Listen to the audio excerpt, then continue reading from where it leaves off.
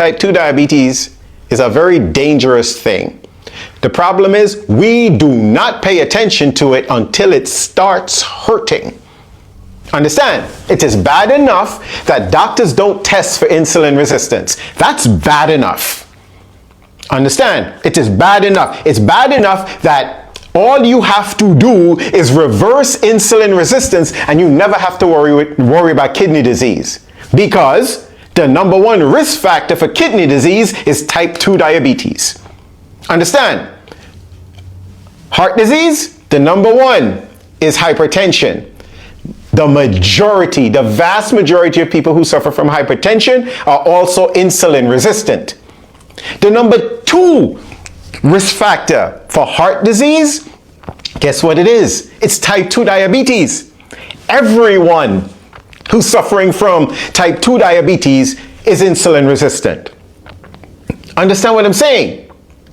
Understand what I'm saying? There's a lot of focus on LDL cholesterol, at least there used to be. There still is.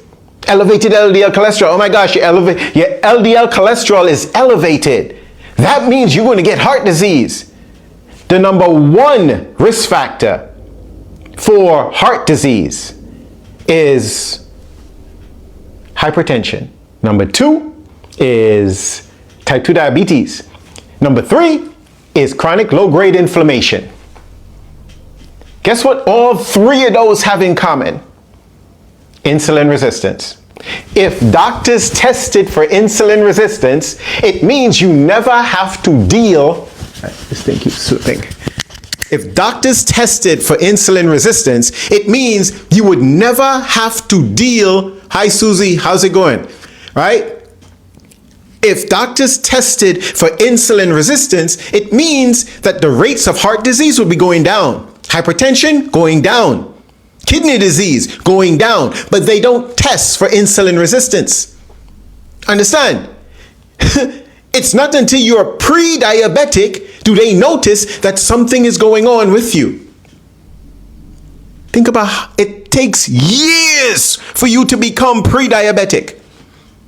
5, 10, 15 years of insulin resistance before your body lose control of the glucose, of controlling the glucose. Please tap on the screen. Please tap on the screen. Hold on a second. All right. What's this? Let me see. What's this? 6,000. You need a shirt. You need a shirt with understand what I'm saying. Yeah, I know. I say that a lot. 6,000. I appreciate that. I say that a whole lot.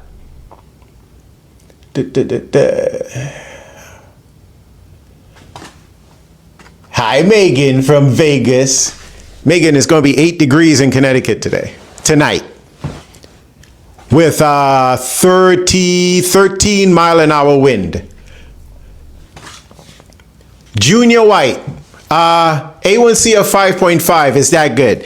A1C does not tell you whether or not you're insulin resistant or not. Tell you if you're insulin resistant. It does not. Right? A1C of 5.5 says that you're not pre-diabetic. But it doesn't tell you if you're insulin resistant. You can be insulin resistant and not know it. There is no pain, no pain associated with insulin resistance. You have to be tested for insulin resistance. If you know what your A1C is, what is your triglyceride number, and what is your HDL cholesterol number?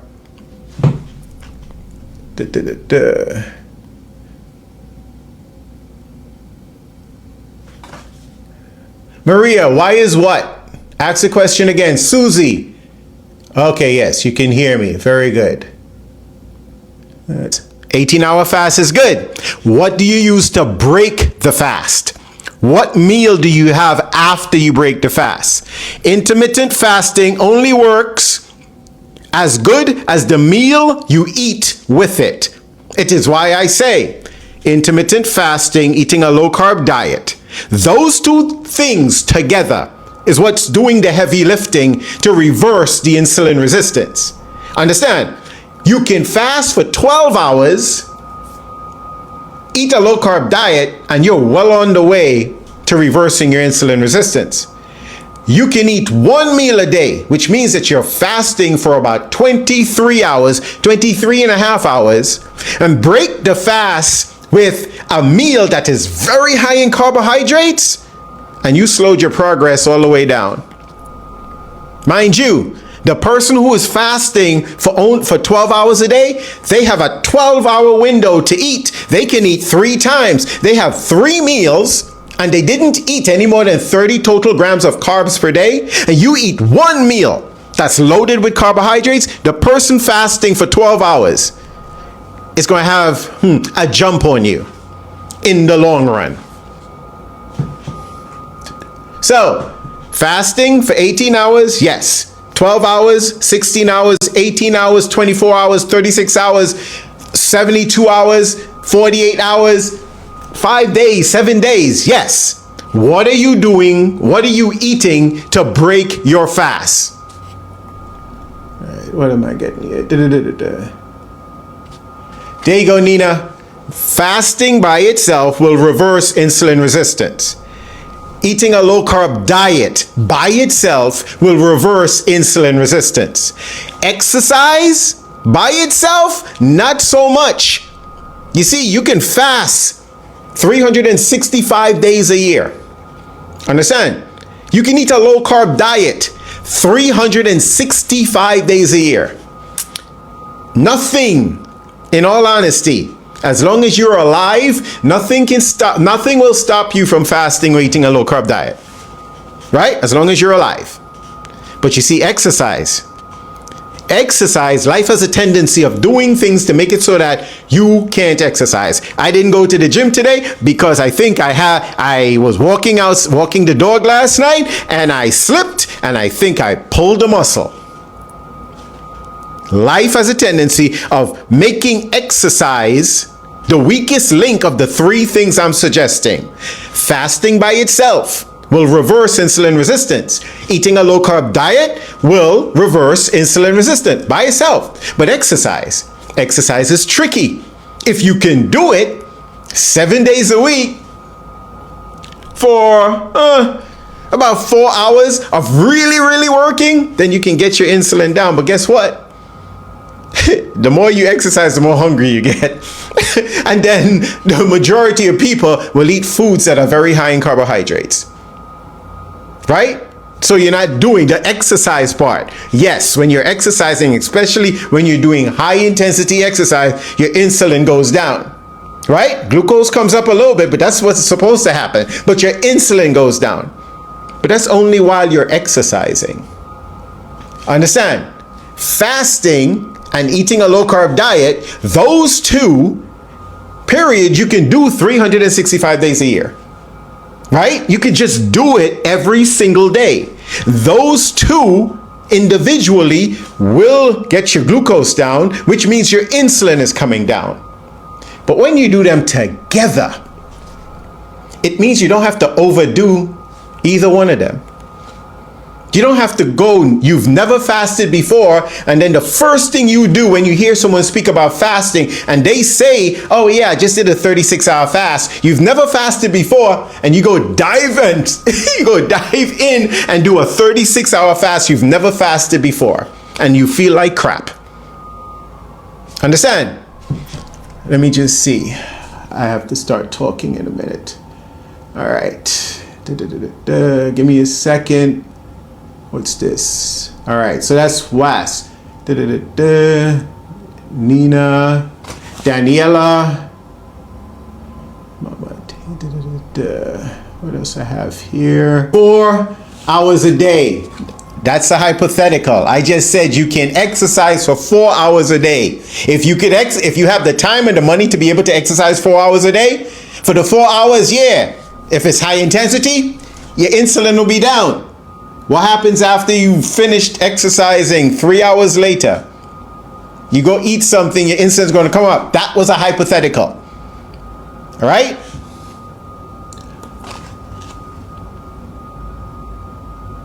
Princess, would you recommend a low carb but high protein diet?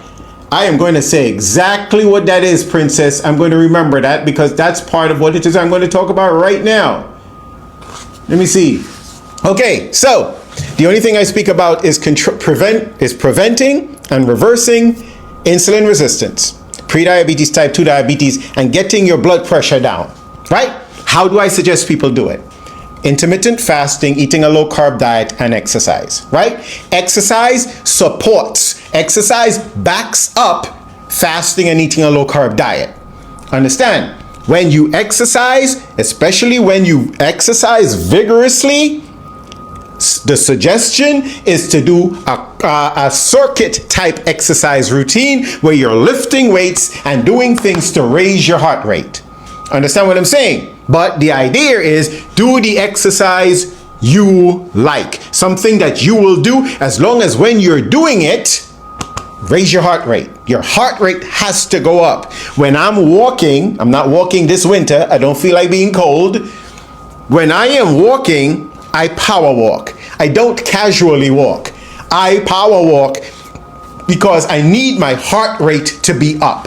My average heart rate is between 55 and 60 beats per minute. When I am power walking, my heart rate is at 135 or between 135 and 150 beats per minute. And I walk for 7 miles.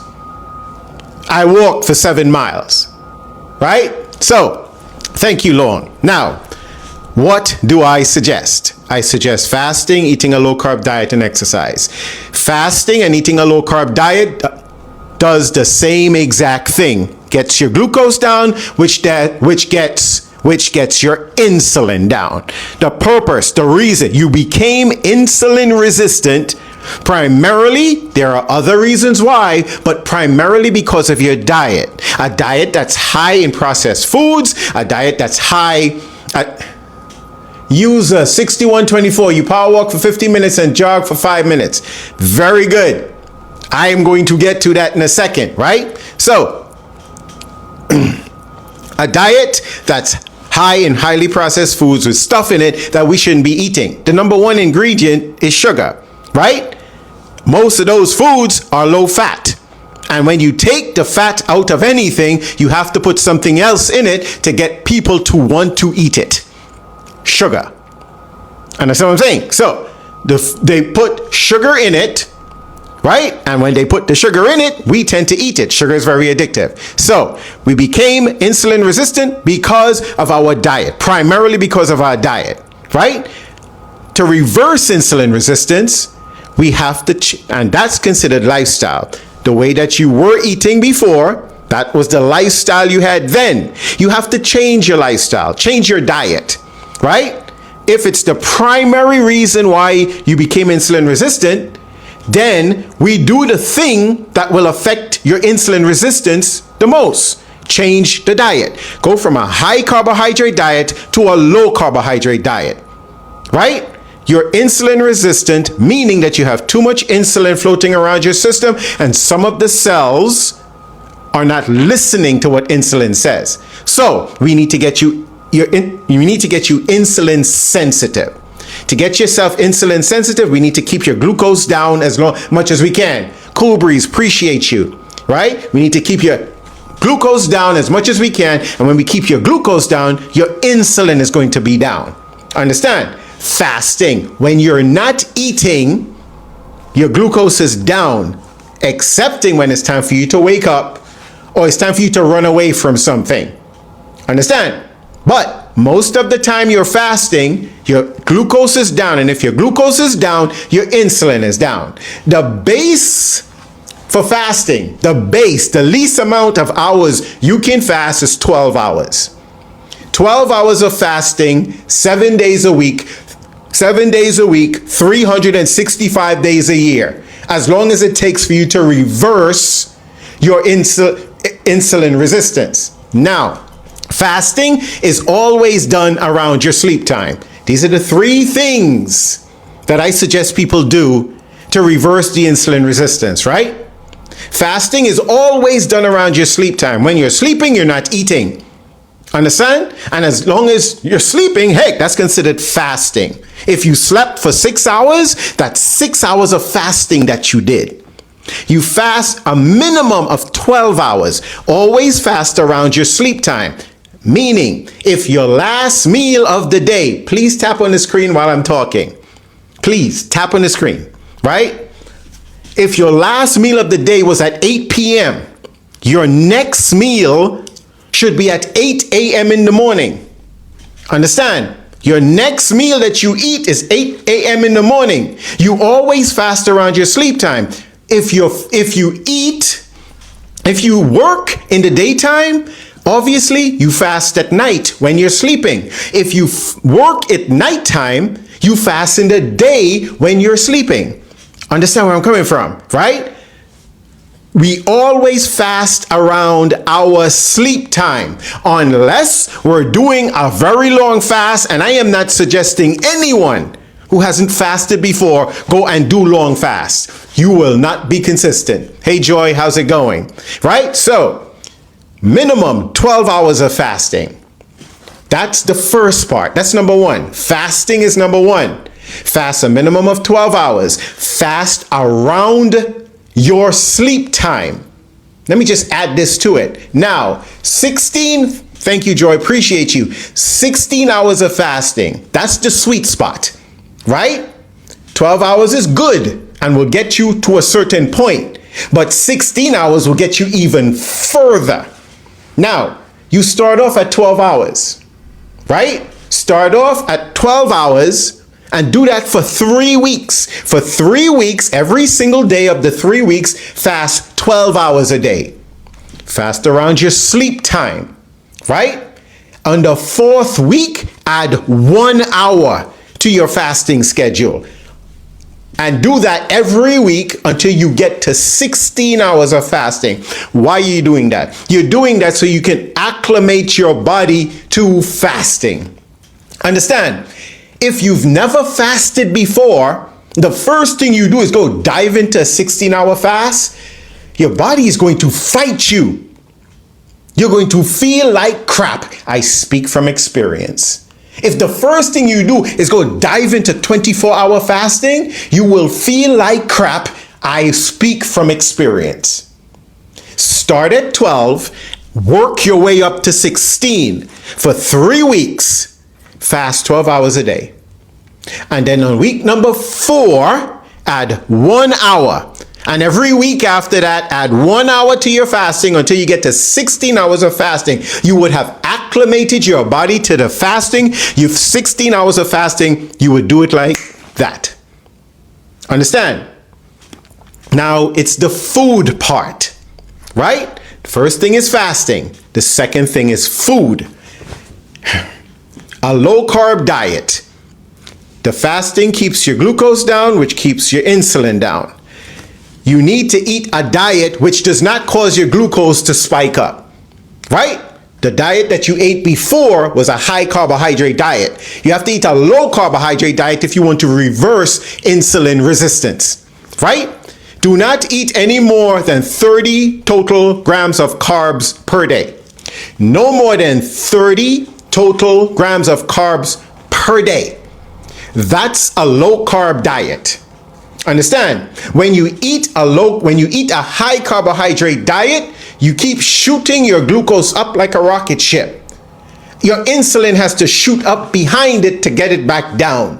When you eat, thank you very much, I appreciate it. Thank you for joining, right? When you eat a low carb diet, your glucose does not spike up. It rises like an airplane and comes right back down and lands just where it started and just continues going. Your insulin isn't going to spike up because your glucose didn't spike up. Insulin follows glucose. Understand? So, on a low carb diet, you're not eating any more than 30 total grams of carbs per day. What does a low carb diet consist of? It consists of red meat. And when I say red meat, what am I talking about? Beef, pork, lamb, goat, deer, bison, anything that's ruminant. Pigs aren't really ruminant, but it's included into red meat. Understand? If it's a ruminant animal, it's considered red meat. Poultry, for me, the poultry that I have access to is chicken, duck, and turkey. Poultry, as long as it's a fowl, it's considered part of a low-carb diet. So it's red meat, poultry, seafood. All seafood is part of a low-carb diet. It includes dairy, not low-fat dairy, not skim dairy, regular dairy. And that includes eggs, right? Not low-fat milk, regular fat milk. Understand? Not low-fat yogurt, regular yogurt. Not anything that has added sugar in it in the dairy department. Understand? It includes, so that is red meat, poultry, seafood, dairy, then there is vegetables and fruit. Those things make up a low-carb diet. As you notice, I didn't say bread. I didn't say rice. I didn't say oatmeal. I didn't say quinoa. I didn't say fruit juice. I didn't say any of those things. I said red meat, poultry, seafood, dairy, vegetables, and fruit. Now, since we are trying to reverse insulin resistance so that we can be pre-diabetes and type 2 diabetes free, we want to limit the amount of starchy vegetables and fruit